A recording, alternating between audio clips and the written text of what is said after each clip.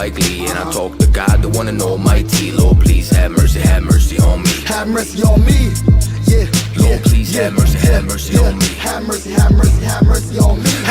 Man, this shit ain't no joke, man, this shit ain't no joke. Like the boy cried wolf, I ain't blowing no smoke. You don't gotta look far to see it ain't no hope in this fucked up world. I'm just trying to stay afloat. I grew up in the ghetto in the middle of the streets, H-E-L-L, the belly of the beast. Thanksgiving came around, I wasn't having no feast when the landlord talking about breaking out lease. Goddamn, what's next? My girl broke up with your boy and she did it in a text that if I couldn't have nothing that I could have love besides love for the money and selling these drugs. Sometimes it seems like it's the only way out, but every day I'm getting older and it's getting played out. Can't end up in the pen trying to find a way out. Lord, forgive me for my sins when my heart gave out. My dad died, biggest loss I ever had to take. He a big part of the reason I'm the man I am today. And moving on was a move I wasn't trying to make, but I got sons now, so I gotta lead them not astray. And even though success is looking unlikely, I stay mighty and pray nightly and remain doing the right thing like Spike Lee, which is hard in this life for a nigga like me. All my life I had to fight like my name's Sophia. Always had heart and in my heart was no fear. Boy, I stayed in some trouble always stay near. When you black in America, that's all you cold here, I can't lie. Some days I wanna break down and cry for me and my people that's fighting to stay alive. Cause living ain't living when you living to survive. Guess we living in hell till the heavens arrive. Now I mean, what it's like for a nigga like me. Like me. What it's like for a nigga like me. Like me. What it's like for a nigga like me. Like me. What it's like for a nigga like me. Like me. What it's like for a nigga like me. Gray skies overhead, this isn't looking likely, but I try to do the right thing like Spike Lee. And I talk to God, the one and almighty. Lord, please have mercy on me. Have mercy on me, yeah.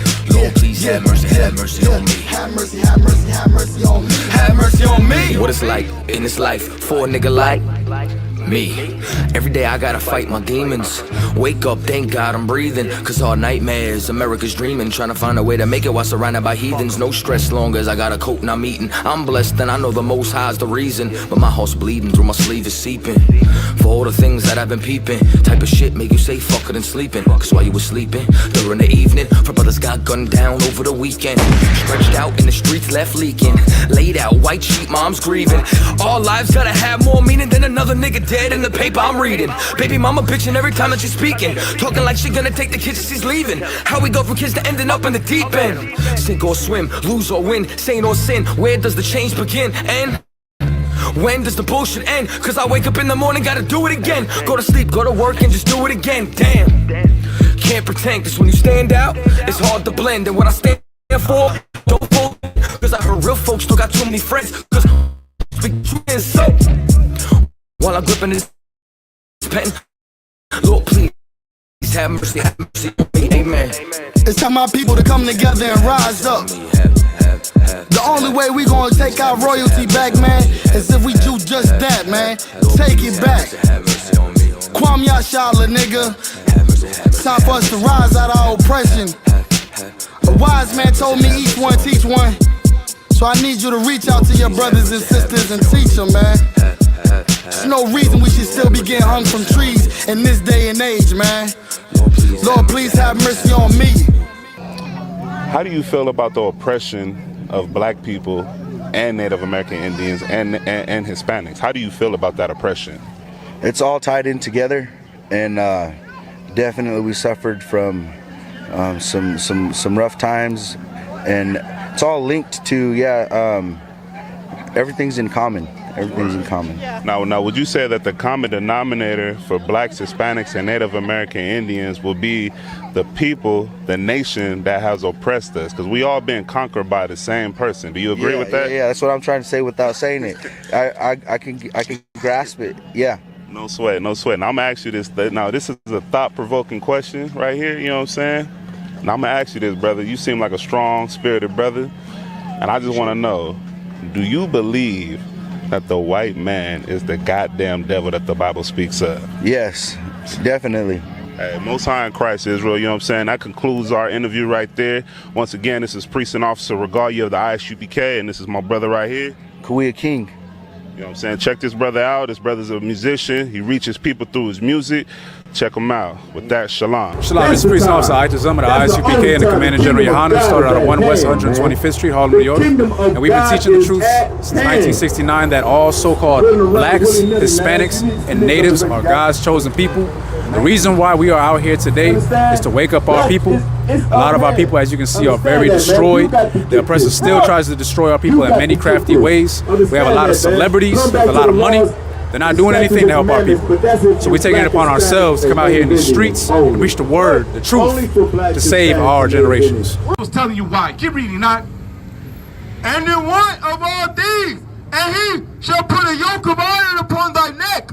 He shall put a yoke of iron upon thy neck. What you learned in history class, Rasa, that before they started putting, black people in slavery, who they put in slavery as well? Native Americans, right? Our ancestors were also put in slavery and bondage. Shalom, Israel. This is Officer YAHANNA 5000, and we are out here today to teach blacks, Hispanics, and Native American Indians who they truly are. And we trying to wake them up so we can get out of this hell and this oppression that these Caucasian people have got us in for 400 years and more. You understand? And the only way to do that is to get into this truth and to get into I.S.U.P.K, 1 West 125th Street, Harlem, New York, under Commanding General YAHANNA. There's none other beside me. I changed not. What the hell are you doing, man? What are you doing? Do some research, man. Study. Pick up a book once and stop twerking. Can you stop twerking enough to pick up a goddamn book and read it? Nah, you want to watch Power. Nah, you want to go and gossip with your girlfriends. Understand? You want to be a drug dealer. You want to be a pimp. You understand? You want to be gangster. Man, get gangster with the Lord, man. That's right. And the Lord will truly show you you ain't no gangster. Understand that, man. Be a brother to your brother, man. The nations who oppressed you, who stole your land, who took your identity, who gave you bywords, you understand? If you join them, you're going to be destroyed with them. But if you turn to the Most High and keep His laws, statutes, and commandments, you're going to live in that terrible day when Christ returns. What did the Most High say? Read. I will bring plagues. He said I might bring. I will bring. I could bring. I will bring. I will bring. Read. Plagues upon the world. I'm going to bring what? Plagues. What? Plagues. What? Plagues. The Most High is going to bring plagues. And one of those plagues is known. And you're afraid. Like Donald Trump said, the invisible enemy. Listen, you're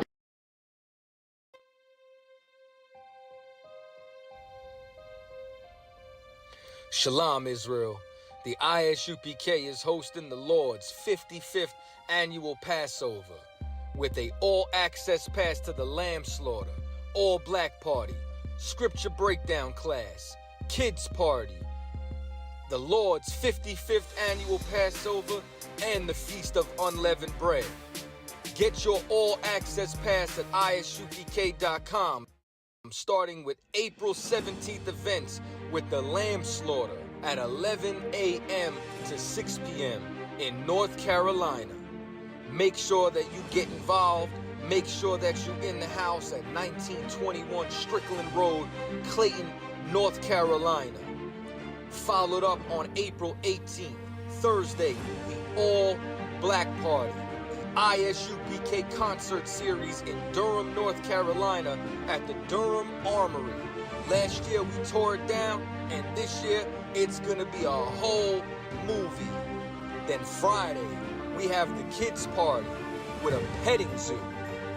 On top of that, it's going to be held at the Sky Zone Trampoline Park with virtual reality included. Get your all-access pass at ISUPK.com.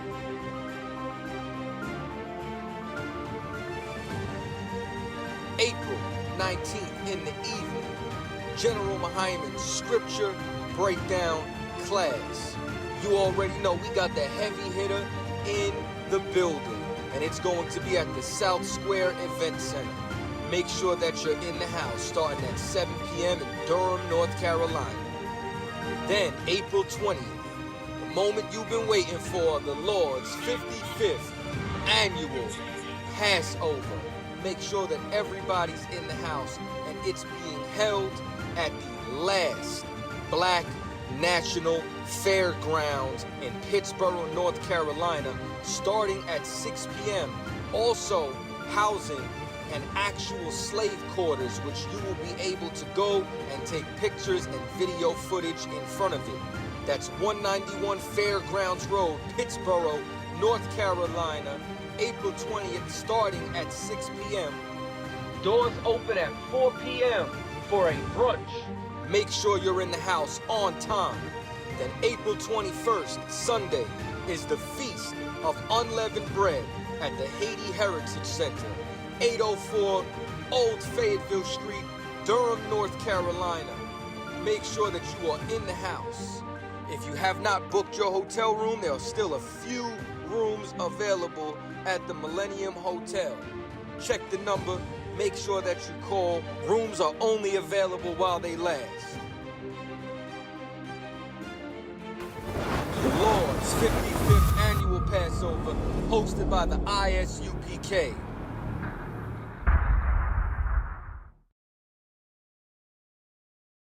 Put up, clap it up. I'm Precinct Officer DeWalker Barr. This is the Wednesday night law and history class. We're going to talk about Exodus. We're going to talk about getting to Exodus and some archaeology about Exodus. Also Sodom and Gomorrah and some archaeology about those famous, not just 2 cities, but 5 cities. Okay, we're going to read about that also in the Bible. And then we're going to look at some archaeology, some stuff about that time period. Yeah, the Passover is right around the corner.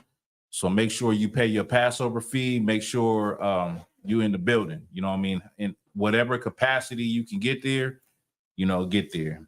If you can't make it to none of those events, let me see, make sure. Let me look at the comments. If you cannot make it to any of those events, just make sure you're able to make it to the Passover.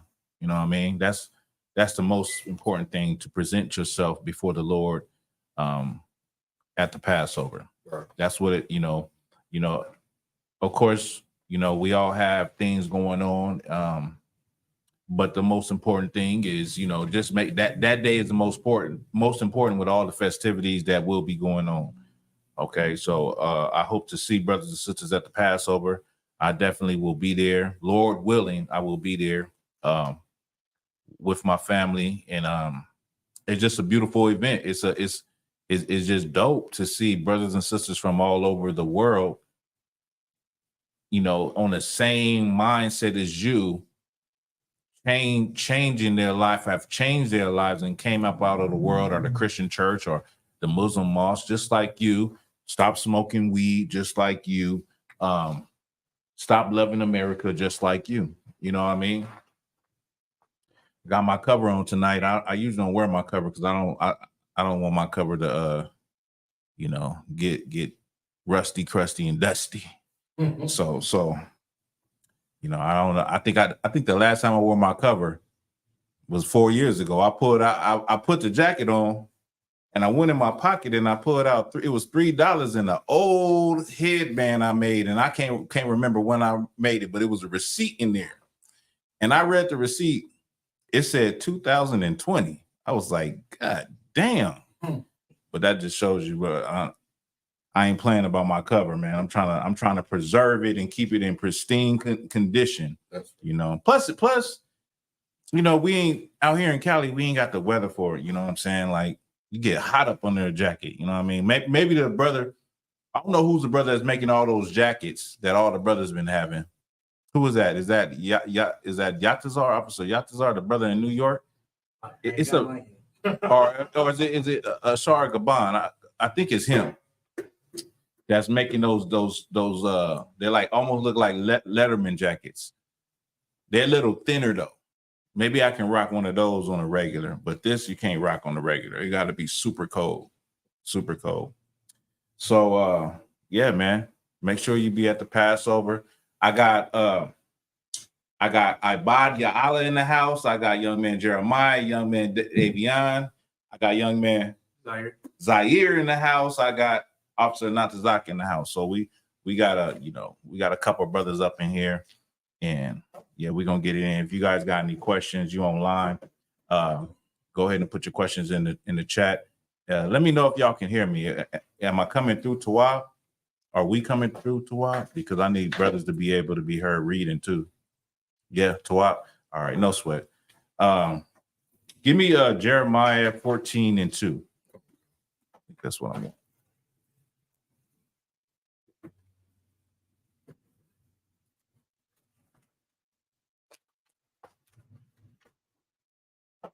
This is the book of Jeremiah, chapter 14, verse 2. Judah mourneth, and the gates thereof engulfs anguish. It's like language. Yeah. Start that over. Come on.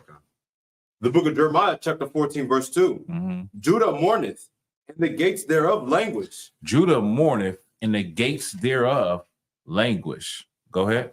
They are black unto the ground. They are black unto the ground. This is a precept that you can use not only for our condition, the condition of our people, the morals of our people, the confidence of our people. You can also use this for the color of our people, to say that the Jews are black. The Jews are not, white people. They're not Caucasian people. They're not. I think sometimes I hesitate to say white, and it's almost like, damn, it's almost like saying white is a cuss word on social media. It's getting to be a cuss word on social media. Like it's, they want to take your channel down because you said white people. You know what I mean? It's almost going to be a bad word in a minute. They don't want you bringing out the truth about them. Right. But read it from the top. Come on. The book of Jeremiah, chapter 14, verse 2. The water Natazam are not in I.S.U.P.K Trooper Quadash. The water for that. Quadash will let me know it sounds Tawad. Go ahead. Judah mourneth, and the gates thereof languish. We mourn. How do we mourn? Go ahead. We rent our clothes. We pour ashes upon our heads. I'm not asking how in ancient Israel. I'm asking, what is it saying? Read it from the top again. Come on. The book of Jeremiah, chapter 14, verse 2. Judah mourneth, and the gates thereof languish. They are black unto the ground. It says Judah mourneth, and the gates thereof languish. What is that saying? Anybody? I know Natazak will know. Go ahead, Davion, young man Davion. Mourneth meaning in a bad state, like in a bad state. That's correct. When you mourn, you're in mourning. Like when you mourn over a loved one that has passed away, you're in a bad state. You're in mourning. It's sadness. It's depression. It's you just feel, you don't feel good about yourself. You're depressed, you're sad, you're mournful, right? And so that's what we are. Our people are in mourning. Our people, the best thing the most popular thing about our people is something that is based in trauma and dysfunction. And so, like when you talk about the black community, hell, just look at us. Like our superstars are drug dealers and, hoes twerking on the internet. That our music is about mourning. Our music is about sadness. When they make movies about us, our movies are what? Being in the hood, Training Day, 12 years as a slave. It's always a sad existence when it comes to us. The thing about us is that even in our mourning and even in the dysfunction, we are praised for it. We look good doing it. So we make drug dealing look cool. We make, being a whore look popular. We make hating one another viral. We make the bad things look good because we're in mourning. We're people without morals, people who are disconnected from a righteous God and power. Right. Okay, read it from the top again. Come. The book of Jeremiah, chapter 14, verse 2. Judah mourneth, and the gates thereof languish. They are black unto the ground. It says the gates thereof languish. Like our gates languish, meaning a gate is a barrier to protect your house from the outside world. You have a fence, you have a gate, it protects intruders. It protects people from coming into your house and stealing stuff and coming to your yard and stealing. Well, when it comes to our people, we don't have no gates. We don't have no protection, meaning we don't have no righteous leadership around our people. Right. We don't have nobody telling our people the right thing to do. Our people do follow Christian pastors and political black leaders, but these people don't have the answer for black people. They're shepherds that lead us, that just scatter us more. So we don't have a realm of protection around our people. We don't have that like other people do. Like other people have leaders and people around them to tell them, don't do this, don't deal with these people, do this way, stick to your own kind. Other people, other groups have that, but we don't have that. And because we don't have that, the oppressor is able to come into our homes and persuade our women to think a certain way and to persuade our children to think a certain way. You know what I mean? Go read it from the top again. Come on. The book of Jeremiah, chapter 14, verse 2. Judah mourneth, and the gates thereof languish. They are black unto the ground. And they are black unto the ground. They are black unto the ground. They are Negroes. They are blacks, Hispanics, and Native Indians. When we say black, just know when you hear people or when you hear brothers in the I.S.U.P.K say black, when I say black, I'm meaning black, Hispanics, and Native Indians, because we all black. We're all considered niggas, believe it or not. You know what I mean? I know a lot of our Northern tribe brothers like to separate themselves, and that's in the world. They like to separate themselves. Mexicans like to separate themselves from blacks and vice versa. Dominicans like to separate themselves from the Haitians. They like to separate themselves, you know, and that's just from the hatred that they've learned from their oppressors, who are the Spanish conquistadors. Their oppressors hate anything, you know what I mean? In the same way, the European white man hated black people and he separated and he created colorism within the black community. There's colorism within the Hispanic community. You got light-skinned Hispanics that look down on dark-skinned Hispanics. You got light-skinned Puerto Ricans that look down on dark-skinned Puerto Ricans or Haitians. They on the same island.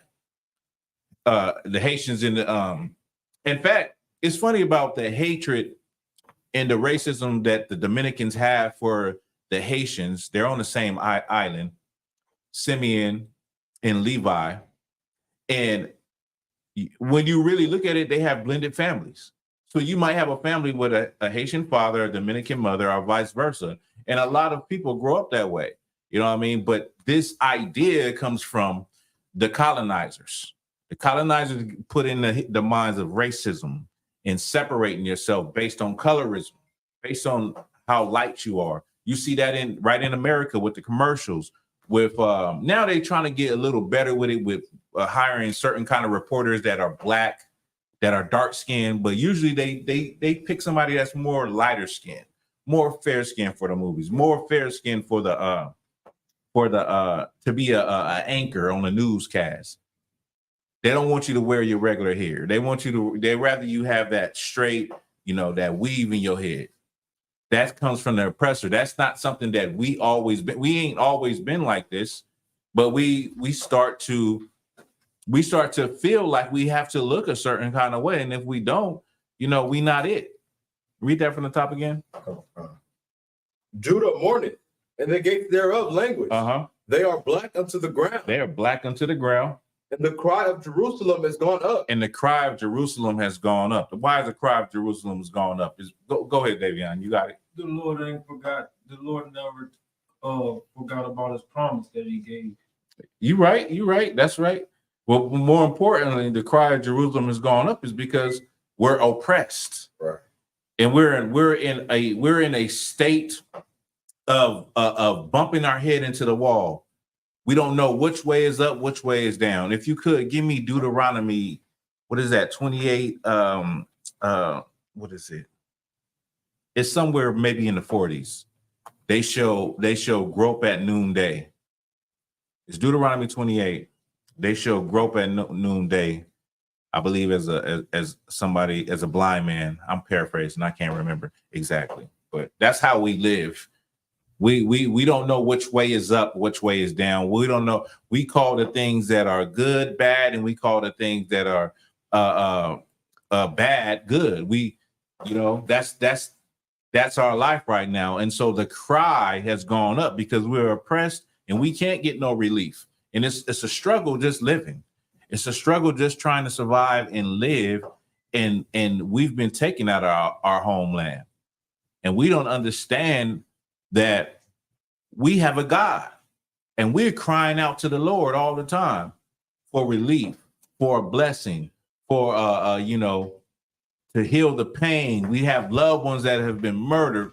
All of these things we're crying out to the Lord, and it's because we done forgot who we are, but we are like blind people who don't know which way is up and which way is down. Go ahead. You got that? Come on. Start from 28. Yeah, go ahead. Whatever you think is the best. Okay. The book of Deuteronomy, chapter 28, verse 28. The Lord shall smite thee with madness and blindness and astonishment of heart. The Lord shall smite thee with madness and blindness and astonishment of heart. We done gone mad. A lot of people look at us like we're mad. Right. They look at what's going on in the inner cities with black people and say, well, why in the hell are these Negroes killing one another? Why are they doing this to one another? Something, they're natural born criminals. Are they natural born criminals? Like, why are they hurting one another? That's how white people look at us. It looks like we're mad. The Lord said he would smite us with that. Read it from the top. Okay. The book of Deuteronomy, chapter 28, verse 28. The Lord shall smite thee with madness. And blindness. And astonishment of heart. Blindness, not being like actually blind, like you can't see, but spiritually blind. Right. We're spiritually blind and we're drunk. We're like a drunk man that's like a man that's hanging out in front of the liquor store.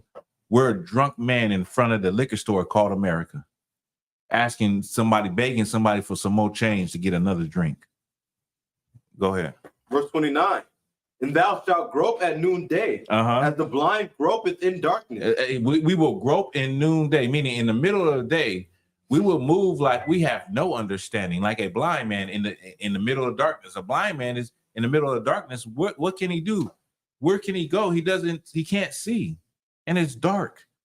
And it said, like, we physically have our eyes, we have our ears, we have our brain, but still we're like a blind person the way we move. We have no understanding of what to do, what to eat, what not to eat, how to live and how not to live. We don't have that.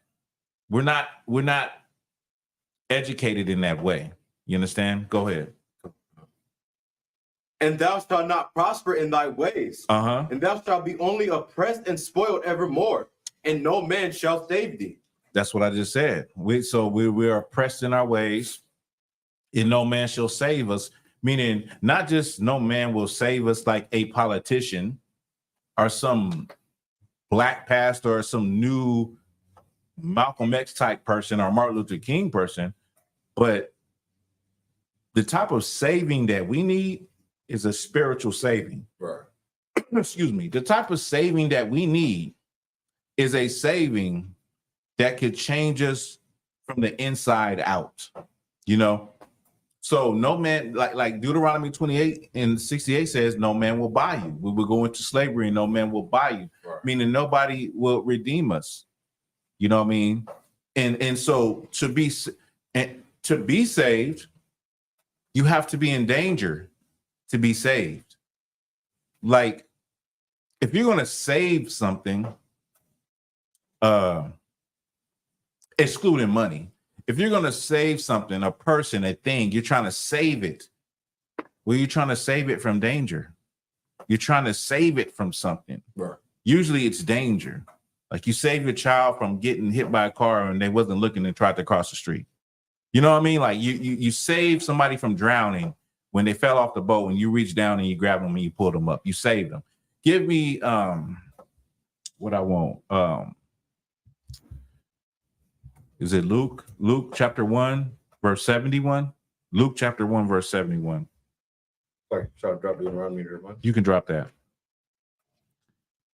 Luke chapter 1, verse 71. I think I might be right. I know the Bible a little bit. The book of Luke, chapter 1, verse 71, that we should be saved from our enemies and from the hand of all that hate us. Maybe I don't. Skip up one verse. Verse 70? Yes. The book of Luke, chapter 1, verse 70. as he spake by the mouth of his holy prophets, which have been since the world began, that we should be saved from our enemies and from the hand of all that hate us. Wait. Okay, so that's kind of in the middle. Skip up one more. That was kind of in the middle of what it was saying. Go ahead. Getting a little the book of Luke, chapter 1, verse 69. And hath raised up an horn of salvation for us in the house of his servant David, as he spake by the mouth of his holy prophets, which have been since the world began. Verse 71. That we should be saved from our enemies. We should be saved from what? From our enemies. We should be saved. Christ was raised up so that we would be saved from our enemies. Right. That's why Christ was raised up, to save the nation of Israel from their enemies. The same situation that we live in right now in 2024 was the same situation what Christ was raised up in, to save Israel from their enemies that they don't know are their enemies. They don't know that the Romans are their enemies. They don't know that the other nations are against them. They don't know this because why? They had been in slavery. They had been oppressed. They had been conquered by the Babylonians. They had been conquered by the Persians. They had been conquered by the Greeks. A lot of Jews moved to the lands of the Greeks.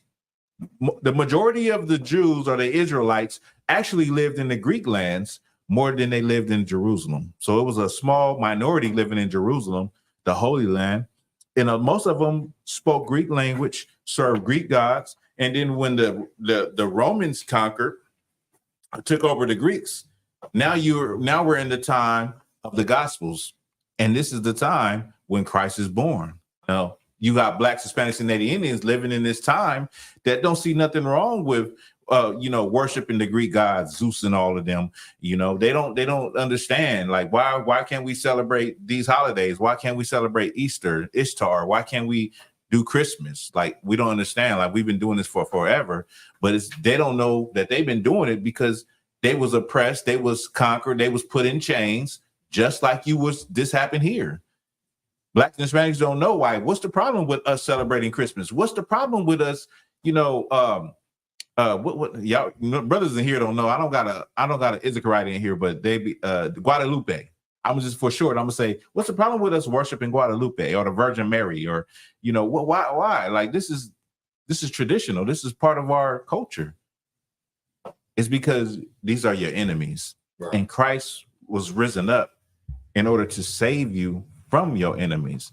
That is salvation. The Christian church tell you salvation is this weird thing where you get dipped in water and you come up and you just, like, you're saved. Nigga, from what? What are you saved from?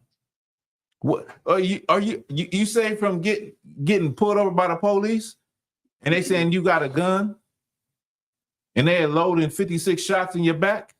Are you saved from that? Are you saved from being in the wrong place at the wrong time and they accuse you of doing something that you didn't do, and you sit in a jail cell for 20, 30, 40, 50 years, and then they say at the end, oh, our bad, we exonerate you. He never did it. Are you saved from that? Are you saved from being a 14-year-old boy, George Stinney, and being accused of killing 2 little white girls? And you sit in, and then at 14, you're the first or the youngest person to be electrocuted. And then 70 years later, they say, oh, we found evidence he never did it. Are you saved from that? You're not saved from a goddamn thing. You know what I'm saying? You're not saved. Christ came to give salvation to Israel. If you could give me Acts 5:30, and let me just hammer that in. So to be saved from something is to actually, you have to be in danger. Right. And the only people I know that I can really say, and even if I wasn't in the truth, because I've always been an intelligent person, even if I didn't know the truth that Black, Hispanic, Native Indians was God chosen people and Jesus Christ was Black, even if I didn't know none of that, if you came and asked me, who are the people who are most in danger? I would tell you Black and Hispanic people are the people that's most in danger. COVID-19 told you that too. You know, the number one people that were unalive by COVID-19, they said it in the article. Blacks, Hispanics, and Native Indians are the #1 people affected. How is that? How does COVID-19 single out Blacks, Hispanics, and Native Indians? Go ahead, Davion. Lawlessness. Lawlessness. Give that brother a hand, man. That's how it singles you out. How does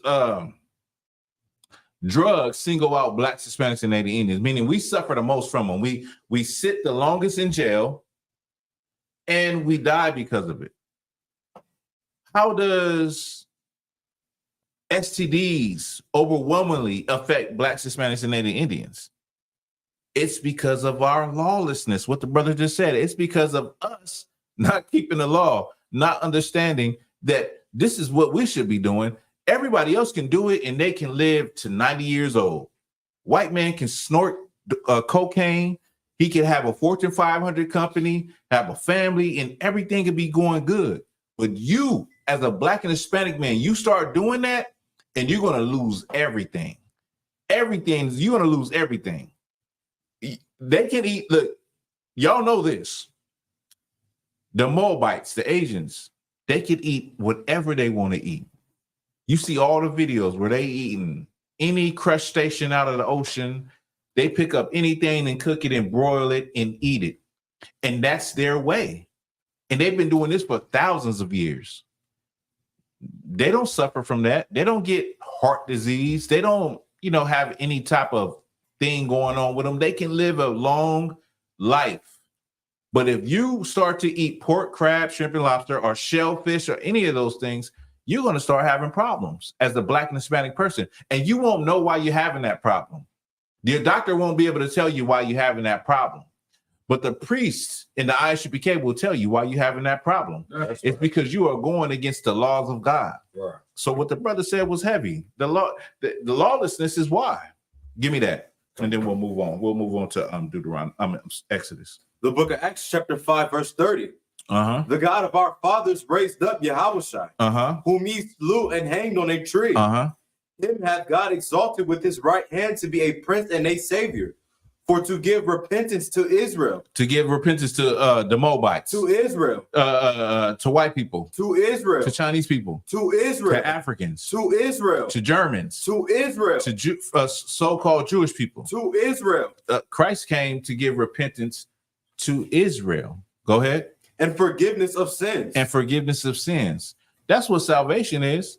But see, salvation is only for one group of people. Salvation is not for everybody.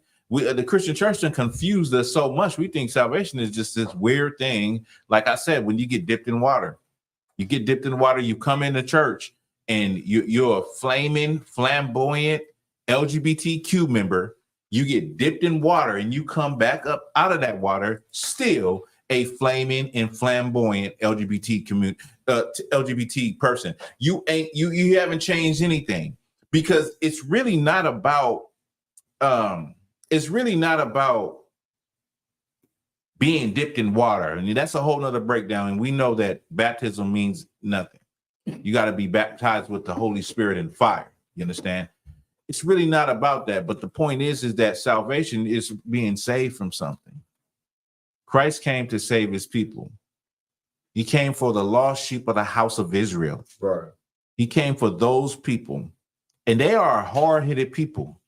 They are a tough, hard-headed people. And as times are progressing, and even with this truth, we have a fight before our hands to convince our people that what we are saying is the goddamn truth. Because our people are hard-headed.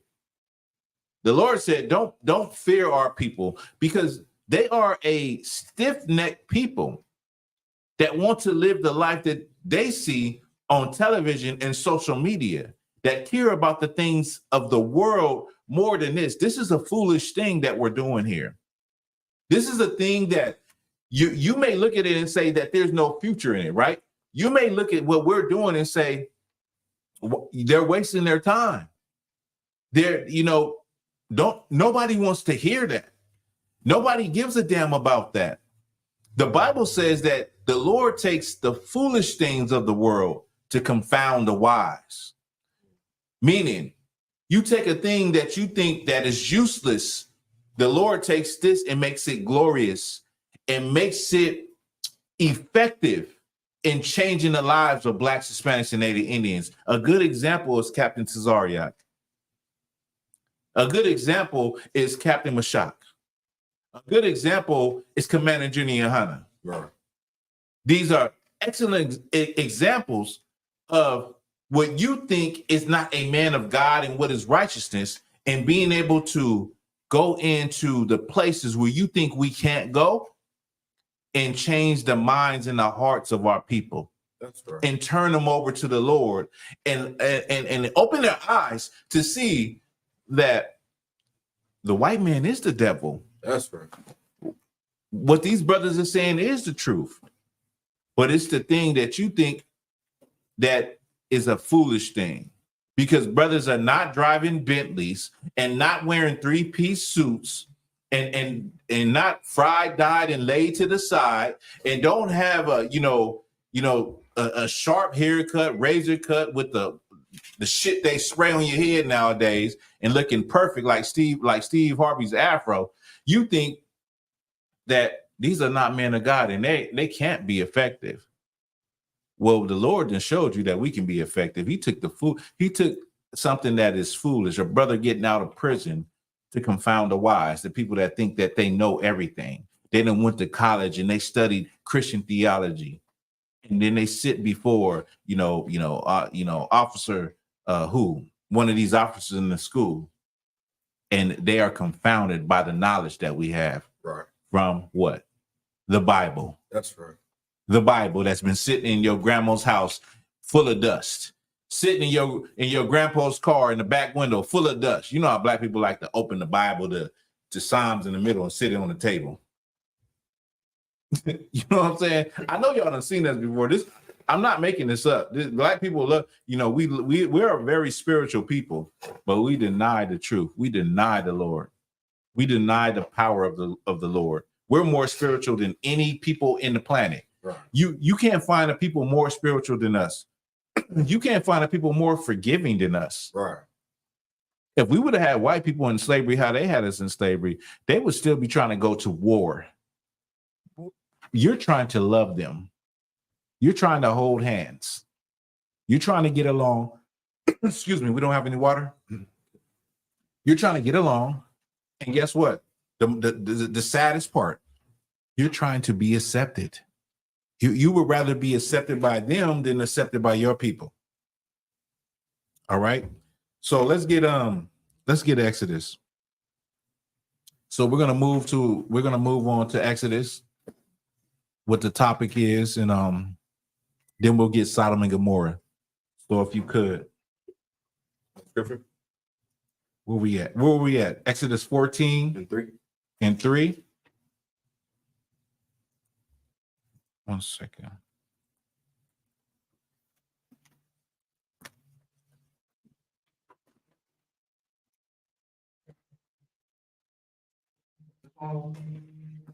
What is that?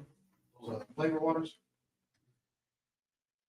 No, I'm too wild. I got some of that.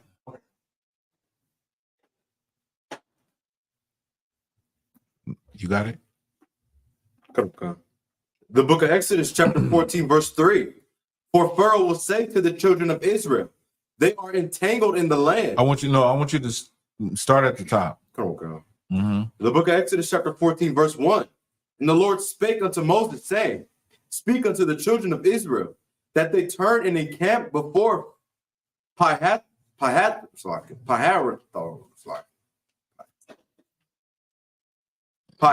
excuse me, between Migdal and the sea, and even against Baal and Zaphon, before it shall ye encamp by the sea. For Pharaoh will say to the children of Israel, they are entangled in the land, and the wilderness have shut them in. Verse 4, and I will harden Pharaoh's heart, then he shall follow after them. And I will be honored upon Pharaoh and upon all his hosts, that the Egyptians may know that I am the Lord, and they did so. So what it's saying is the Lord hardened Pharaoh's heart. You know what I mean? The same way the Lord is going to do what he's going to do here in America. He's going to have these nations go to war, right? And he's going to rouse them up and they're going to go to war. And so that's the same. Like when you think about Egypt, that was the reason why Egypt was even rose up to show the Lord's glory. He wanted everybody to see what he did to Egypt. And when you go to Egypt, now a lot of people go for tourism to go to Egypt. I actually want to go to Egypt, but I want to go to Aswan. I brought that out in the class one time. Aswan, or ancient Elephantine Egypt, where it's Israelites were living there. They were living in this area. They found shields of David in this area. And also it was the area where Israelites were in the military. This is when the Persians were ruling over ancient Egypt. And they had Israelites as a garrison. And in this area, they sent letters. They had a whole tabernacle. They were sending letters to Jerusalem. And these letters are actual public. They're called the Elephantine Papyri. Okay. But knowing that there's a history of Israelites being in this area, I would want to go and visit it for that reason. Not to say, oh, look at me, I'm in Egypt. Oh, look at the pyramids. Now, when you look at the pyramids, right? The pyramids, they say they were gold tipped, they were painted, but now it's just stone. It's ruins, actually. It's ruins. But people go there because it's like supposed to be one of the 7 or 8 wonders of the world. But the Lord said he would destroy it, and the Egyptians are no longer there. Guess who's there? Arabic people. They think they're Egyptians. We know, according to the Bible, that the Egyptians were a Hamitic people. They were Africans, right? But the Lord said he would make it desolate, and it would be a wilderness. And that's exactly what it is. Is you have another people living there, digging up the bodies of the pharaohs, putting them on display, desecrating the bodies. But you know what I'm saying? Thanks to the Lord. He said he was going to do that. He did. You know what I'm saying? He did that. And he's going to do that to America too. He's going to do that to America too. Right? Keep going. Verse 5. And it was told the king of Egypt that the people fled. And the heart of Pharaoh and of his servants was turned against the people. You on 5? Come on. Okay, go ahead. And they said, why have we done this? That we have let Israel go from serving us? Because Israel was the working class of Egypt. Right. The Israelites built the pyramids. The Israelites, you know, they made they did everything in the.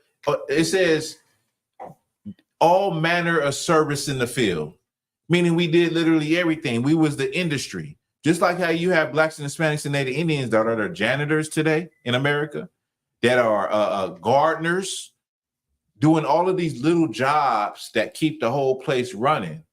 If Black and Hispanic people disappear out of America, or just say, they say, we want to leave somewhere. We're about to go. And when we leave, white people will say, why did we let these people go? Like, damn, I don't want to be out here picking grapes. I don't want to be out here scrubbing floors. I don't want to do this stuff. Why did we let those Israelites go? That's what they're saying right now. Go ahead. Come on. Verse 6. He made ready his chariot and took his people with him. And he took 600 chosen chariots and all the chariots of Egypt and captains over every one of them. And the Lord hardened the heart of Pharaoh, king of Egypt, and pursued after the children of Israel. And the children of Israel went out with an high hand, but the Egyptians pursued after them, all the horses and chariots of Pharaoh, and his horsemen and his army, and overtook them encamping by the sea beside Pahaharoth, before Baal and Zephon. And when Pharaoh drew nigh, the children of Israel lifted up their eyes, and behold, the Egyptians marched after them, and they were sore afraid, and the children of Israel cried out unto the Lord. So the Israelites had went through the wilderness, and this is a mountainous region that they're going through to get to the Dead Sea. And so the Lord hardened Pharaoh's heart to chase after them, and then they got within sight distance. And when the Israelites seen them, they was afraid. See, because at first they thought they were done. They were free from this bondage. But now they're seeing these chariots and these horsemen and all of these, all of Pharaoh's hosts within their sight. So they were so afraid. Okay, keep reading. Verse 11. And they said unto Moses, because there were no graves in Egypt, hast thou taken us away to die in the wilderness? Wherefore hast thou dealt thus with us, to carry us forth out of Egypt? That's just like a nigga. You know what I'm saying? It's like, you like, nigga, you brought me out. Like, y'all in the car together. You're like, come on, go. We gonna go do this. Let's roll out. You get pulled over to the police. Nigga, see, nigga, you done brought me out here to get, now I'm gonna go to jail. Like, that mindset, that's a nigga mindset. Like, you done brought us out here. Now, they've been crying to the Lord for 400 years to leave Egypt. And now when they leave Egypt, the Egyptians is following. Now they look at Moses like, nigga, you done brought us out here to die. And they mad at him. They mad at him. You know what I'm saying? Go ahead. Verse 12. Is not this the word that we did tell thee in Egypt? Say, let us alone, that we may serve the Egyptians. That's what we want to do here in America. They said, like, man, I wanted to stay in Egypt. Moses wanted to bring the Israelites out of bondage. And many of our people wanted to stay in Egypt because Egypt was what? Why did a lot of our people want to stay in Egypt? Somebody. Why do you think? It's no wrong or right answer. Young man, Davian. The lack of discipline. No. Nah. What you got? Like I was gonna say, even though they were bondage, they were like not comfortable, but in the wilderness it was a worse condition. So they'd rather return to, like, they were sure they were gonna have a next meal, place to stay. Like they wasn't used to the conditions of. That's exactly right. Egypt was the place where they had flesh pots. They had places where you could just get meat. It was pots full of different kind of meats for everyone. Right. So it was a place of plentifulness. Just like America is a place of plentifulness. Not necessarily there's food on the corners, but you in this way you have security. You have an iPhone. You got television. You got transportation. Even if you don't got a car, you got a way to get around. You got things that you can truly look to, and they'll be there. Whereas if we go out in the wilderness, we go up right up here into this mountain range in the mountains. When you start to lose phone signals, and you gotta cast a tent, pitch a tent, then you start thinking about things and be like, man, I don't know if I really want to be out here. I think I want to go back to the city, Ak. Why did you bring us out here? You brought us out here to die? Like, that's why we didn't want to come out here, because I can't look at Facebook on my phone up here. You know what I'm saying? That's their mindset is like, we had it good where we were at. Why you bring us out here? We were trying to tell you that. Now we're in this predicament, not really a predicament, but it's in their mind that they're missing Egypt. That's what the Bible says. We want to return back to Egypt. We want to go back to our oppressors, because our oppressors give us security. What is it? The Emancipation Proclamation, when they supposedly freed the slaves, right? And when the Union soldiers would come through, they would come through killing everything. Then they'll come to your plantation and tell your master it's done. Either they're going to surrender or they're going to die fighting. But if they're going to surrender, they have to come tell the slaves, you're free to go. Like, you're no longer a slave. A lot of our brothers and sisters didn't want to go. They said, where am I going to go? I'm going to stay here with you. A lot of brothers and sisters got free from slavery and stayed on the plantation. They didn't know anything else. They were conditioned to be, it's like a dog. It's like a dog. But there's a good story. You could look this up with a bear that was chained for I don't know how many years. He was chained, and all he could do is walk in a circle. Well, he's free now. He's in one of those animal sanctuaries, right? And he doesn't have any chains on, and he walks in a circle. His mind is conditioned that he's in bondage, and that's how we were. I'd rather be where everything is at. Even now today, if they said Negroes could leave, we're going to give you money. You can go to some island. You can go start your own government, start your own world. A lot of Black and Hispanic people would not go. They'd be like, I like what we got here in America. Where am I going to get my water from? Where am I going to get my electricity from? Do they have internet? Do they have supermarkets? Where I'm going to get these things from? I can depend on these things. Why I want to follow you when I have these things from my oppressor I can depend on every day. That's what we're dealing with right here. Go ahead. Verse 12. Is not this the word that we did tell thee in Egypt, saying, let us alone, that we may serve the Egyptians? For it had been better for us to serve the Egyptians than that we should die in the wilderness. And Moses said unto the people, fear ye not, stand still, and see the salvation of the Lord. Now remember I said earlier, salvation is being saved from something. Right. They're in danger. The Egyptians are coming. And Moses said, fear not. Stand back and watch the salvation of the Lord. Go ahead. Which he will show to you today. For the Egyptians whom ye have seen today, ye shall see them again no more forever. The Lord shall fight for you, and ye shall hold your peace. Right. And the Lord will fight for you, and ye shall hold your peace. That's a hard one for us to understand as Blacks, Hispanics, and Native Indians, because we think that our way of fighting, the way of fighting is through a carnality. I'm gonna get my gun. I'm gonna load up on weaponry. I'm gonna be ready when them niggas come. You know what I'm saying? We think that the way to fight our oppressor is to pick up arms. How are you gonna fight your oppressor when he makes all the guns? When the bullets run out, who you got to go to get bullets? Your oppressor. That you will only win for some time, and then when them bullets run out, you ain't winning no more. You know what I mean? You'll win the battles, but you won't win the war. But we always think carnal. Y'all remember during COVID-19, I don't know if any of y'all remember this, but there was that group that rose up, that militia, and they were led by a brother named, I forget his name, but he once was a hip hop DJ, but he became militant, right? And they were a militia that went to certain cities, certain chief concourses, and that Black people had their guns and everything. And then one time, I think one of them shot somebody else in the leg on accident, and you don't really hear no more about it. But when I was looking at it, I was like, that's not the answer. Right. That won't be that. This was during the George Floyd thing.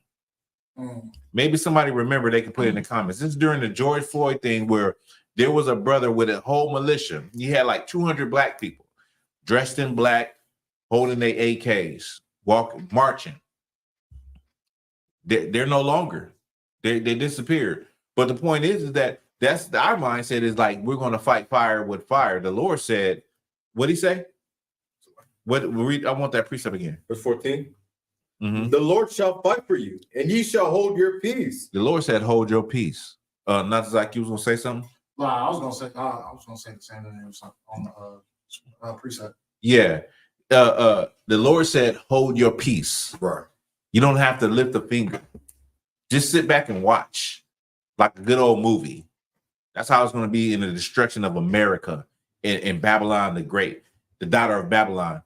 You're going to sit back and watch. You don't have to lift a finger, but all you have to do is serve me. That's right. Serve me, have faith in me. Keep the commandments and do that. Do that for me. And just sit back, get your popcorn, and have a front row seat. You was going to say something, Davion? You wanted to add something? I was going to say vengeance is the Lord's. Right. Get a brother a hand. Again. Vengeance is of the Lord. Right. You know what I mean? Keep reading. Okay. The Lord shall fight for you, and ye shall hold your peace. Verse 15. And the Lord said unto Moses, wherefore criest thou unto me? Speak unto the children of Israel that they go forward. Verse 16. But lift up thy rod and stretch out thine hand over the sea and divide it. The Lord is a man of war. The Lord told Moses, why the hell are you crying to me? Go out there and stretch out your staff over the... Read it one more time. Come on, girl. And the Lord said unto Moses, wherefore criest thou unto me? The Lord said, why are you crying to me? What you... I don't want to hear that. Go do this. Do what? speak unto the children of Israel that they go forward. But lift up thy rod and stretch out thine hand over the sea. And so Moses lifted up his rod and stretched out his hands upon the sea. Go ahead. And divide it. And the children of Israel shall go on dry ground. And he said, and it would divide. The sea was part, and our people will walk on dry ground. We're going to watch. I'm going to show you a video of the area, and they've searched the water where all of this happened, and you're going to be surprised at what was found. Go ahead. And many of y'all, this is not the first time I brought this out, so many of y'all probably already know this. Go ahead. And the children of Israel shall go on dry ground through the midst of the sea. And I, behold, I will harden the hearts of the Egyptians, and they shall follow them. And I will get me honor upon Pharaoh and upon all his hosts, upon his chariots and upon his horsemen. And the Egyptians shall know that I am the Lord, when I have gotten me honor upon Pharaoh, upon his chariots and upon his horsemen. The Lord said he's going to get his honor upon Pharaoh and upon his horsemen. When he is hardened their heart, he said he's going to get his honor. A better way to say it is, for our time, I'm gonna say I'm gonna get my respect. That's right. They're gonna respect me. They're gonna know who I am.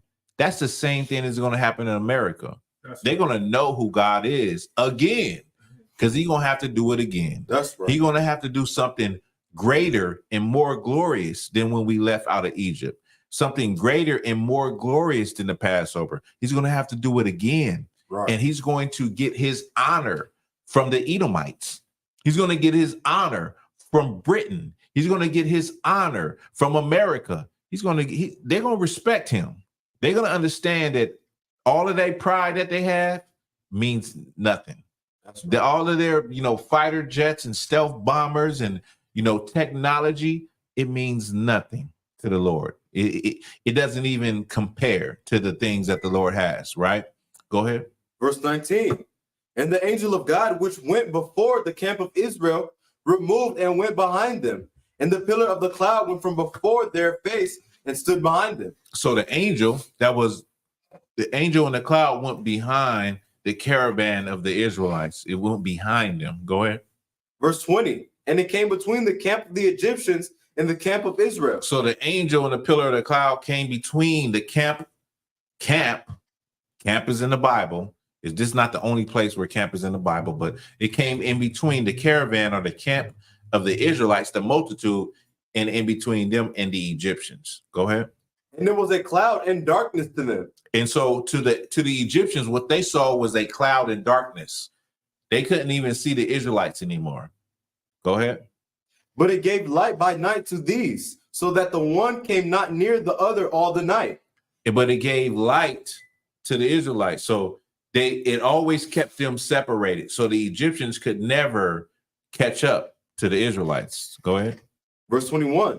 And Moses stretched out his hand over the sea, and the Lord caused the sea to go back by a strong east wind all that night, and made the sea dry land, and the waters were divided. And the children of Israel went into the midst of the sea upon the dry ground, and the waters were a wall unto them on their right hand and on their left. And the Egyptians pursued. It says the waters was like a wall to them on their right hand and on their left. Now, where they have found out where the Israelites passed through the Red Sea, it is approximately 900 feet deep. Now, this area where they went through, on both sides, the Red Sea is super deep. It's like 5,000 to 6,000 feet deep on each side. But there is a land bridge where the Israelites went through. How they know the Israelites went through this land bridge, I will show you how they know that. But go ahead. Okay. And Moses stretched out his hand over the sea, and the Lord caused the sea to go back by a strong east wind all that night, that made the sea dry land, and the waters were divided. And the children of Israel went into the midst of the sea upon the dry ground, and the waters were a wall unto them on their right hand and on their left. And the Egyptians pursued and went in after them to the midst of the sea. So the Egyptians pursued them. Go ahead. Even all Pharaoh's horses, his chariots, and his horsemen. And it came to pass that in the morning watch the Lord looked upon the host of the Egyptians through the pillar of fire and of the cloud, and troubled the host of the Egyptians. and took off their chariot wheels, that they drave them heavily, so that the Egyptians said, let us flee from the face of Israel. So now the Egyptians are pursuing, the Lord took off their chariot wheels as they're trying to drive through the sand to chase the Israelites, and they reconsidered. They said, what? Let us what? Let us flee from the face of Israel. Let us flee from the face of Israel. Go ahead. For the Lord fighteth for them against the Egyptians. For the Lord fighteth for them against the Egyptians. Not them. They're not fighting against them for the Egyptians. The Lord fighteth for them for Egyptians. Go ahead. Against the Egyptians. I'm sorry. Verse 26. And the Lord said unto Moses, stretch out thine hand over the sea, that the waters may come upon. Dr. Doc, you with me? You with me? Okay. Go ahead. That the waters may come again upon the Egyptians, upon their chariots and upon their horsemen. And Moses stretched forth his hand over the sea, and the sea returned to its strength when the morning appeared, and the Egyptians fled against it. And the Lord overthrew the Egyptians in the midst of the sea. So the Lord allowed for the waters to come back, and the Egyptians were drowned, basically. Go ahead. Verse 28. And the waters returned and covered the chariots of the horse and the horsemen, and all the keep going. And all the host of Pharaoh that came into the sea after them. All the army, the host, all the army of Pharaoh were covered in the midst of the sea with those chariots. Right? Is that what it said? Come on, guys. Keep going. There remained not so much as one of them. But the children of Israel walked upon dry land in the midst of the sea, and the waters were a wall unto them unto their right hand and on their left. Right. Thus the Lord saved Israel that day out of the hand of the Egyptians. And Israel saw the Egyptians dead upon the seashore. And Israel saw that great work which the Lord did upon the Egyptians. And the people feared the Lord and believed the Lord and his servant Moses. So what happened? The Egyptians that pursued the Israelites were drowned in the sea. And the Israelites seen their bodies. The chariots were covered in the ocean. Chariot wheels were knocked off. Okay, this is a major story in the biblical record that a lot of historians go back and forth over. So I'm going to bring up a video real quick. Let me bring this video up. So like, yeah. Now, this is the Red Sea, the Gulf of Aqaba, where archaeologists, independent archaeologists, went swimming, went scuba diving to look for artifacts, and this is what they found. Give me 1 second. What do I want?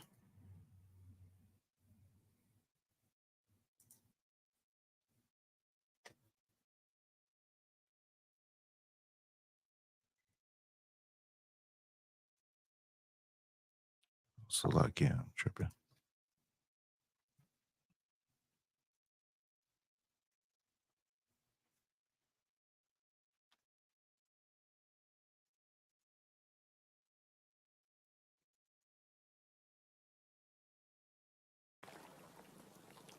For more than 20 years, divers and explorers from 3 continents, each intrigued by clues linking the Gulf of Aqaba and the biblical Y.A.M.S.U.P.K, have come to Nuweiba Beach seeking possible evidence of an Israelite crossing.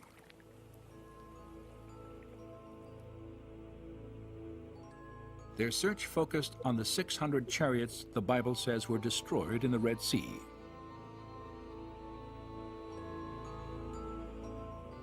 Inscriptions thousands of years old, and the few chariots recovered from ancient tombs reveal much about the construction of these legendary vehicles of war. Could any of them actually be found on the seafloor off the Nuweiba Peninsula? The first time I came to Nuweiba, the purpose was to verify, to document, and to establish hypotheses that this could be a link in the Exodus pathway.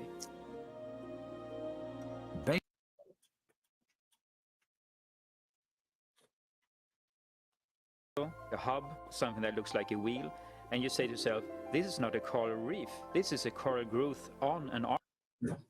So, in short, when they actually started to go down into the Gulf of Aqaba, what they found was chariots covered with coral reef.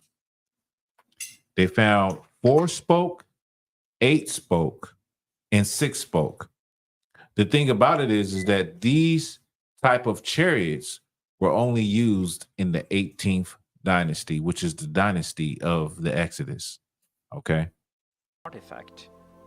And that is what's different to me when I compare corals at other locations around the world. Since the earliest explorations at Nuweiba, one distinctive type of formation has often been identified on the sea floor. A slender, table-like structure, sometimes standing on end, with a coral-encrusted base, a straight shaft, and a circular top. It's a 90-degree angle, a right angle, between something that looks like an axle and the wheel.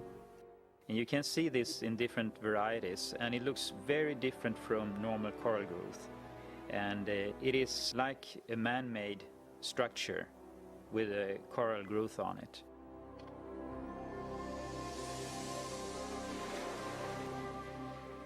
While most of the possible artifacts found off the coast of Nuweiba are covered with coral, one significant discovery was not. There is one find at the Nuweiba location that is of great interest, and that is a gilded wheel. So it's talking about a gilded wheel. Now, these wheels were gilded with gold. The thing about it is that the pharaohs, they didn't actually make chariot wheels with gold. They actually fought battles with the Canaanites. And when they won the battles, they confiscated their chariots, which were the wheels were gilded in gold. Okay. It is a wooden basic structure of the wheel, and it's covered with gold, or electrum. It's a mixture of silver and gold. And corals have not been able to grow on it. It's been very well preserved. Although it's very fragile, it seems like the wooden content has been dissolved. So, I mean, you could break it if you would try to remove it. Now, let me just say, these are gold wheels. And because it's gold, it's gold and silver. It's electrum. But coral can't grow on this material, right? And the chariots were made out of wood. So when you're looking at the coral is the shape of what was there. The wood is gone. We're talking about thousands of years. So the wood is gone, but the shape is still there and the gold is still there. What they also found were horse hooves, and they found skeletons. And so this is the area that has produced the most artifacts for the biblical story of the Red Sea crossing. And I mean, this is something that you won't hear on mainstream media and nobody wants to talk about it. But for everybody that says that the Bible ain't real, all you have to do is just look up some stuff, and you'll find that there's biblical proof, there's archaeological proof that the Bible stories are in fact real. And we're going to get to Sodom and Gomorrah now. I'm going to drop this. Let's get Sodom and Gomorrah. Give me Sodom and Gomorrah. We'll get back to this at another time.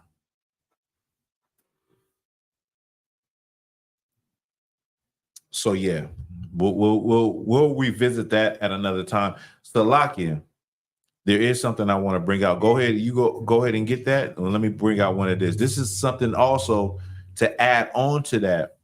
Now, I believe it was in the 70s and the 80s. An archaeologist found the pillars of Solomon. So these pillars sit at where the Israelites crossed at.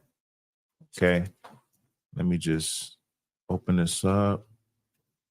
That's not big enough. I need something a little bigger. So, an archaeologist, you have two sides. You have the Sinai Peninsula, which is basically Egypt and Israel, and you have the other side, which is Arabia. Well, archaeologists, where the Red Sea crossing was, he found a pillar on one side, then he found a pillar on the other side, markers to mark. Well, these pillars were built by King Solomon later on. King Solomon built pillars to commemorate the Red Sea crossing. And these pillars had ancient Hebrew on them that said King Solomon. They spoke the words of King Solomon, of Yahweh, of different people involved, the Egyptians, the pharaohs or whatever, the Edomites. And so the pillar that was found on the Egyptian Israel side is still standing today. They actually just removed, they moved it farther away from the beach. But the pillar found on the Saudi Arabia side, the Saudi Arabians took the pillar and put it in the museum, and they put like a flag where it's at. But these are actually authenticated to be set there by King Solomon himself, which at the time when he reigned, he had a good relationship with the Pharaoh of Egypt. And I'm trying to, y'all can see it, but I want to pull it. I want to put it up on the screen for brothers and sisters to see these pillars. You see, they didn't put graffiti on it or whatever. But, they don't care. But let me get it real quick. I'm gonna pull this up so y'all can see what these pillars look like. These two pillars were what's the stone called? I can't remember the stone, but the stone comes from southern Egypt. So the stone is on one side on the ancient Egypt, on the Egypt and Israel side, and then there's a stone on the Arabia side, which they had to basically ship it by a boat to that side and set it up. But I'm gonna share the screen so y'all can actually see the stone. These are pillars that were set up by King Solomon. Let me see where we at. Oh, there we go. So there's a pillar like this.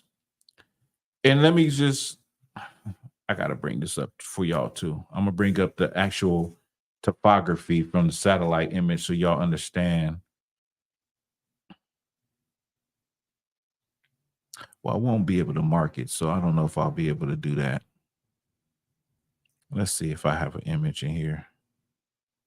Maybe I have an image in here. Oh, yeah, I got an image in here.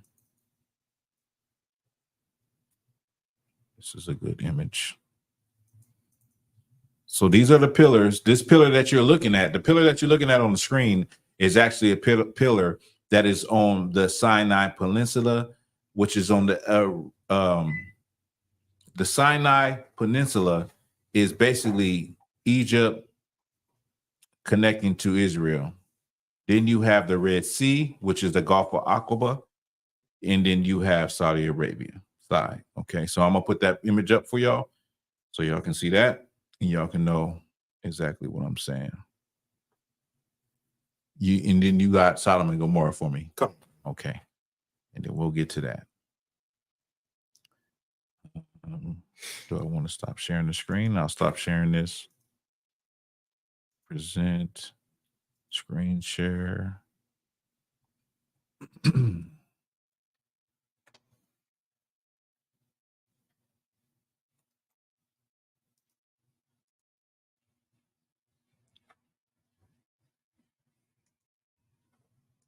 So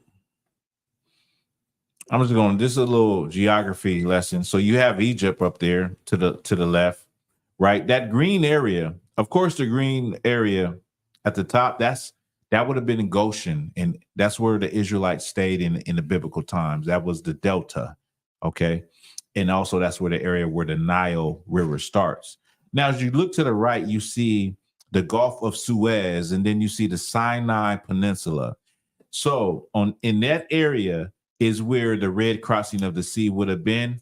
The Israelites would have came through Egypt, through the Sinai Peninsula. And if you look where it says the Gulf of Aqaba, Look right up top, the A and the B of Aqaba, that little dot that's sticking out. That is actually where the Israelites crossed. That's where they found the first a pillar of Solomon later on, of course, and they crossed to the Saudi Arabia side. Now, there's another pillar that was found on the Saudi Arabia side, and the Saudis removed it. In fact, it had Hebrew inscriptions on it that spoke about King Solomon, the Lord Yahweh, the Edomites. It spoke about a lot of different things. The pharaohs, they removed the writing, okay, and they removed the pillar altogether, and they just put a flag in its place because, you know, those Arabs don't want nobody to be glorified in their land. You know what I mean? But this is the land that our forefathers went through, you know, getting away from the Egyptians. So I wanted to just add that, and now we'll get on to Sodom and Gomorrah, if you could, for time's sake. This is the book of Genesis, chapter 19, verse 1. I want you to skip to when I believe Abraham is asking the Lord, will he destroy the Sodom and Gomorrah if he find 50 righteous people? Come on.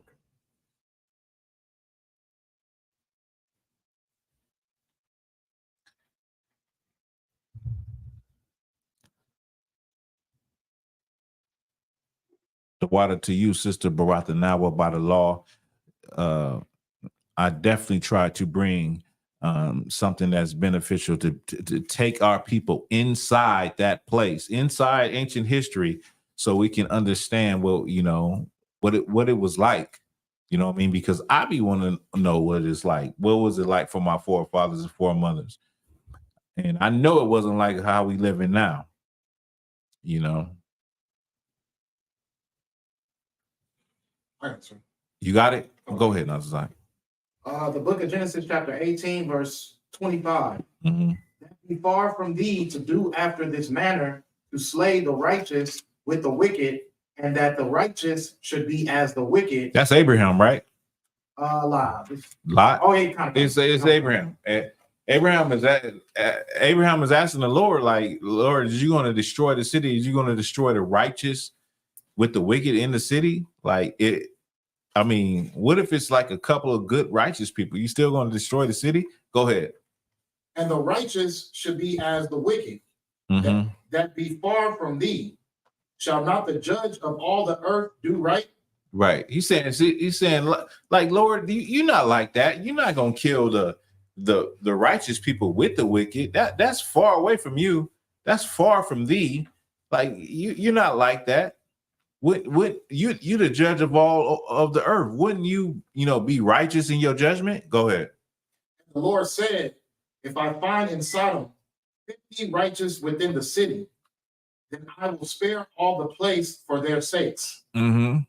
He said, if I find 50 righteous people, I will spare it.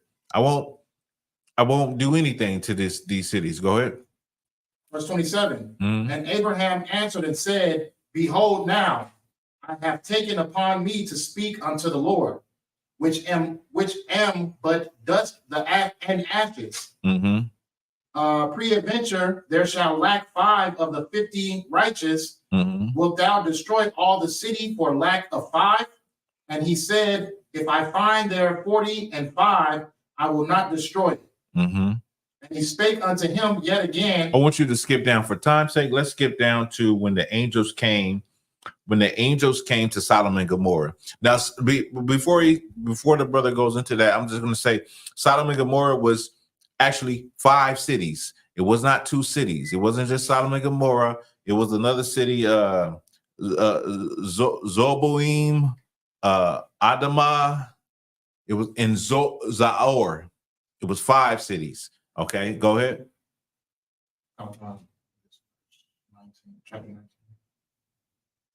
You said when the angels when they came into the city and the man wanted to play with them.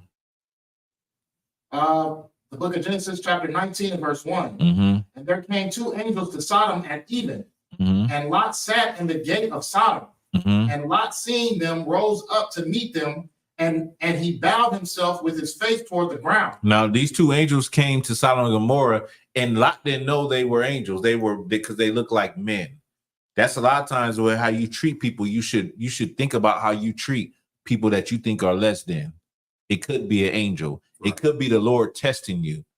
You know what I'm saying? Angels can appear in any kind of way. They can appear in their true form. They can appear like a human being, or they can appear however they want to appear. They can appear as a damn monster. I don't know, but I know from the biblical context, from the biblical record, an angel can appear as a person when really it is an angel. Okay, keep going. Okay. The book of Genesis chapter 19, verse 2. He said, behold now, my lords, turn in, I pray you, into your servant's house, and tarry all night, and wash your feet, and ye shall rise up early. I'm sorry, go ahead. And go on your ways. So it was customary in those times for you to invite people into your house and show hospitality. A way of showing hospitality is to relieve a person, have them come, take off their sandals. A lot of homes in ancient times would have a courtyard, and within that courtyard, you would have a pool where people could take off their sandals and wash their feet. You know what I mean? This was part of the architecture back then. Go ahead. Okay. And they said, nay, but we will abide in the street all night. They said, nah, we cool. We're going to stay in the street all night. Go ahead. Verse 3. And he pressed upon them greatly, and they turned. Let me say this. Even in this time, if you had a stranger, meaning somebody that didn't live, that came from another place to your city or to your home, and you knew this, and they said, nah, we're going to stay out all night. Most people wouldn't rest until they make sure that these brothers and sisters is okay. They're like, nah, you're going to stay out all night. Nah, come on. You got to come in the house. Come on. You're just going to leave tomorrow. Just come in the house. It's going to be a few hours. You know what I mean? Go ahead. Okay. And he pressed upon them greatly, and they turned in unto him. So he pressed upon them greatly. He wouldn't stop. He wouldn't relent until they decided to stay within his dwelling. Go ahead. And entered into his house, and he made them a feast, and did bake unleavened bread. So he brought them in the house. He made them a feast. I don't know what that feast might have consisted of, but that's true hospitality. What he did. Go ahead. And they did eat. Verse 4. But before they lay down, the men of the city, even the men of Sodom, compassed the house round, both old and young, the people from every quarter. And they called unto Lot and said unto him, where are the men which came in to thee this night? So these men circled his house, both old and young, and they wanted to know about those men that they seen coming to the city. Go ahead. Bring them out unto us, that we may know them. It said, bring them out to us. Bring them out unto us so that we may know them. Meaning that they wanted to have sex with these men. That's how wicked and evil Sodom and Gomorrah was. Could you imagine as a man walking into a city? I'm sure some of us done went into a new place, a new school, and never being seen before, but walking into a city and people see you, and then they're circling the place where you went into, like, oh, I want that. That is diabolical. That is evil as hell. Right. You talking about a city full of LGBTQ plus T 1 3 4 5 6 7 8 111 members wanting to, have sex with you because you're just a new person. Not only that, but you are a man and they are men. That is a wicked, evil city. Go ahead. Okay. Verse 6. And Lot went out at the door unto them, and shut the door after him, and said, I pray. So Lot went outside, closed the door behind him, and he was like, man, I pray you understand. Go ahead. Okay. And said, I pray you, brethren, do not so wickedly. Behold, now I have 2 daughters which have not known man. Let me, I pray you, bring them out unto you, and do ye to them as is good in your eyes. So Lot was willing to even give these men his daughters, but I want you to skip to when the Lord is going to destroy, when the angels tell him to get his stuff and go. Lot was willing to give his daughters to the men. They didn't want his daughters. They didn't want women. They wanted the men's with a Z. They wanted men's. You know what I'm saying? That's what they wanted. And the angels was like, oh, hell no. Nah. Listen, Lot, get your family, get everybody, because the Lord finna destroy this place. And the Lord sent these angels down to this place to, check the temperature. Because Moses was like, well, Lord, if you find 50 good people, righteous people, or 10 righteous people, or 5 righteous people, would you not destroy the city? Well, the angel said, this city got to go. They went down there and they seen it firsthand. They was like, nah, that's how you know when it comes to this, when it comes to the Lord don't know you. The Lord don't know you. The Lord don't know you personally. That's a lie to Christian, come from the Christian church, that you have a personal relationship with the Lord. The angels come down. They come down, they watch, and then they go back up and they report to the Lord. Well, I seen this brother right here. He's a righteous brother. I seen this sister right here. She's a virtuous sister. They report just like a military. The angels are coming up and down, like Jacob's ladder. Jacob said he's seen angels descending up and down from heaven to earth. They coming down, they watching, they doing reports, they coming down doing assignments. They coming down as a death angel taking somebody's life. They're coming down just like how a general sends soldiers. The general don't know the soldiers. The general don't know the sniper. He don't know the people that's putting in the work on the ground level. Those commanders, those chiefs, they don't know none of these smaller lieutenants and none of that. They never met them before.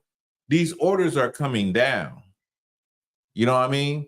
And they're coming back up. The reports are coming back up. But the man at the top doesn't know these people personally.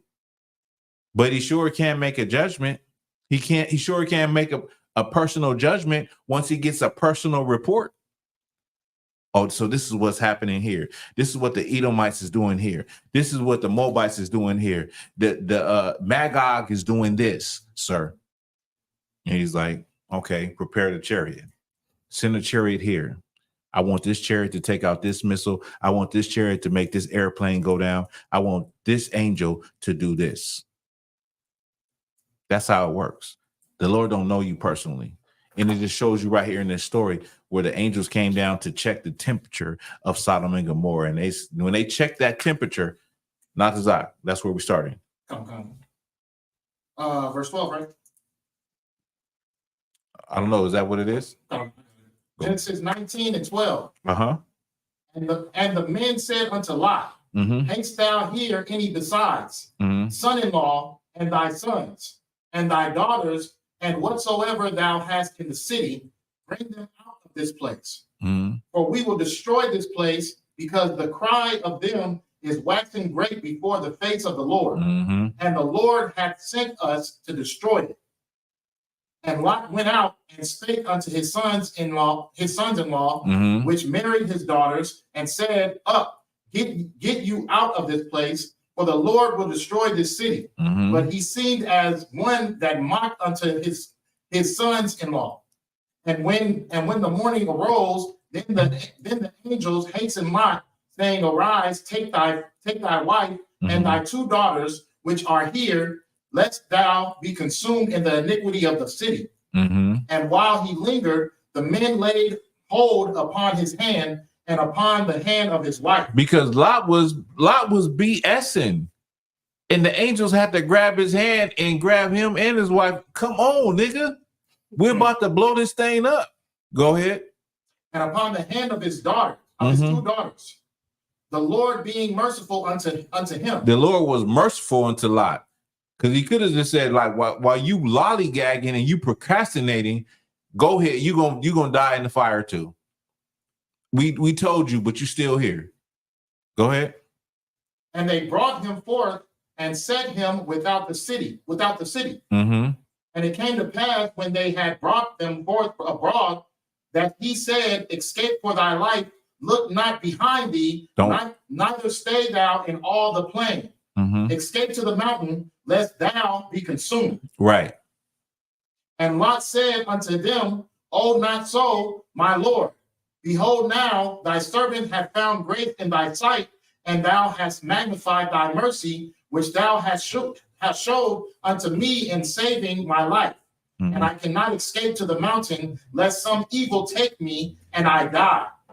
Right. Behold, now this city is near to flee unto, and it is a little, one. Oh, let me escape thither. So for time's sake, I'm gonna just stop you right there. Lot was saying that he couldn't flee to the mountains. The Lord, they said, flee to the mountains. Lot couldn't flee to the mountains. He felt it was too far, but it was a little city that he could flee to. It was called Zoar. This was part of the 5 cities of Sodom and Gomorrah. So Zoar was not destroyed. It was just the 4 cities that were destroyed when the Lord brought down fire and brimstone. So I'm fast forwarding it for time's sake. Lot did not die. His wife turned around and turned into a pillar of salt, but he went to that city Zoar, which was a part of those 5 cities. Now I'm going to play a video for you. So this is from archaeological perspective in the area of Sodom and Gomorrah. So let me get this real quick. Let me see. I don't want to share the screen. I don't want to do that. I want to present.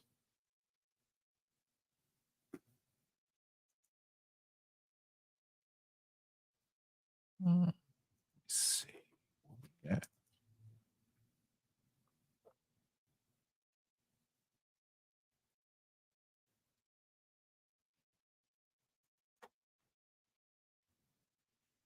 And brimstone. Now, interestingly, the material of these formations is calcium sulfate, which is what limestone and sulfur turn into when heated.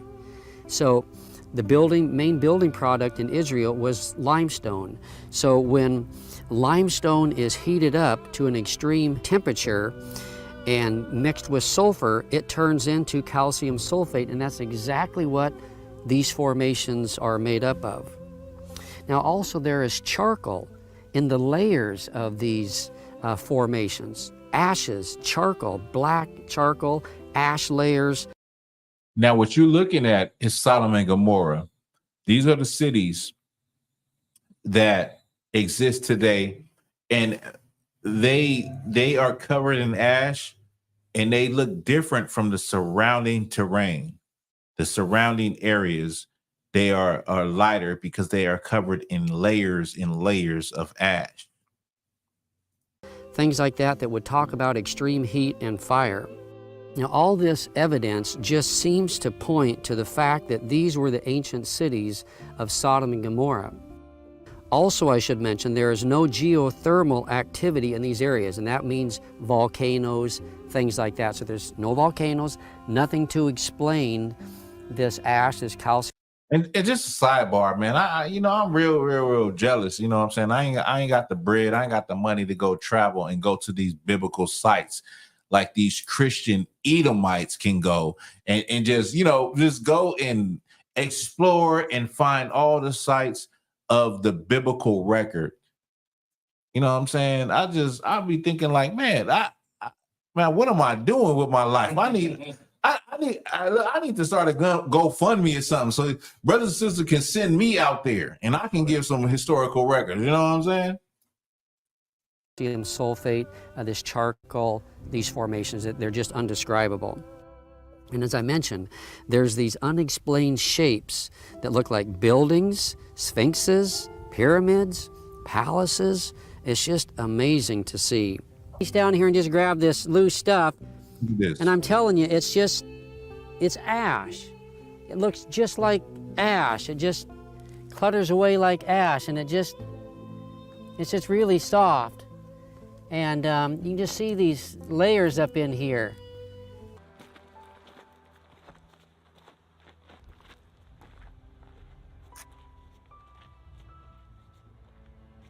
So I'm up here on the site called locally Numera, and this tower behind me was excavated, and 2 skeletons were found underneath the collapse of the tower on this side and one on the other side. There was burn destruction all through here, as you see in the picture from the excavation. However, it does seem like the collapse was able to preserve those skeletons better than most of the human remains here. You can see there's ash right here, and human remains, bones, are all through this ash. As you can see, there's this destruction layer is filled with human bone remains. Here's some ribs found in this area. Burned pottery, a total burn destruction. The excavators here, the main excavator here is Walter Rast, who excavated also at Baba Dra. And he describes what they found in the excavations here at Numera. He writes, "The burnt debris covering this site has appeared in almost every area excavated. Whatever the cause, it was certainly a tragedy. Obviously, the town suffered a severe fire and was forever abandoned." Now, despite Walter Rast being a secular archaeologist, reflected in the stories of Sodom and Gomorrah in the Bible. Okay, so Baba Dra was destroyed by fire at the same time that its cemetery was destroyed by fire. The city was never rebuilt. This city, associated with Gomorrah, has a burn destruction over it. The city came to a dramatic end with the fire destruction at the same time that Baba Dra was destroyed by fire. And this city was never, ever lived in again. What is it that burned these cities and the cemetery at Baba Dra? The Bible describes it as burning sulfur raining down from the sky. And is there anything that that matches this description that's still left in the geological record in this area? Now I want you to watch this. What is this burning sulfur? And there is an archaeology museum here that where the excavations that have taken place here over the years, the artifacts are on display. So I'm going to take and what they make. Sulfur ball everywhere.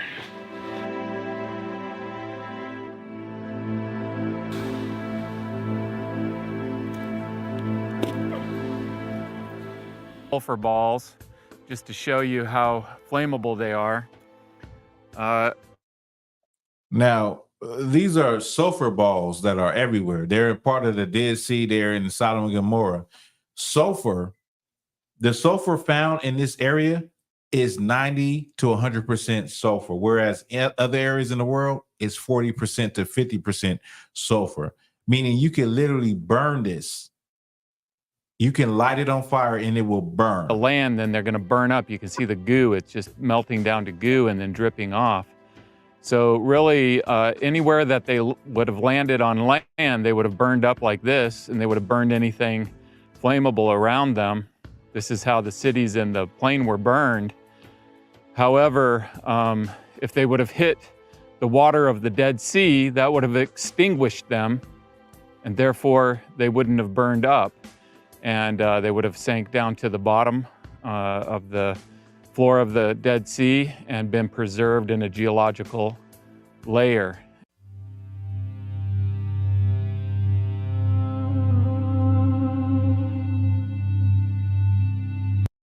So those are sulfur balls.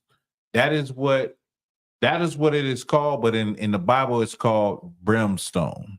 That is what held and rained from heaven on Sodom and Gomorrah, and it can be found today.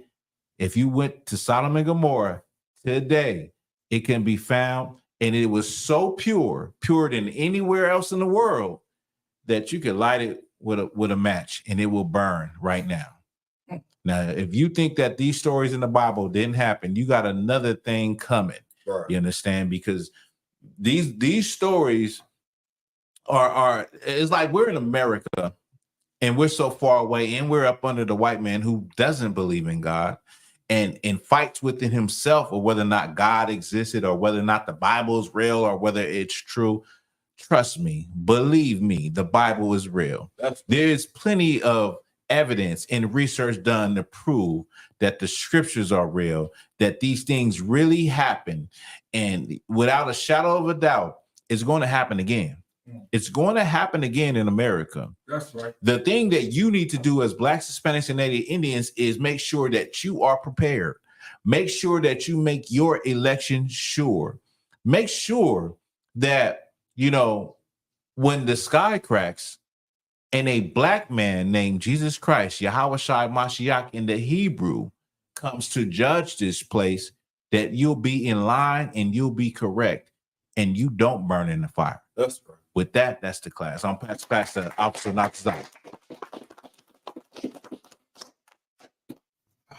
Israel Elijah.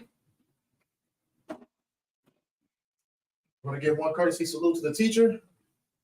May Israel Elijah Shabbat. Elijah. Barak. Yahweh Shem Yahshua Yahweh Shem Yahshua Barakathum. Class dismissed.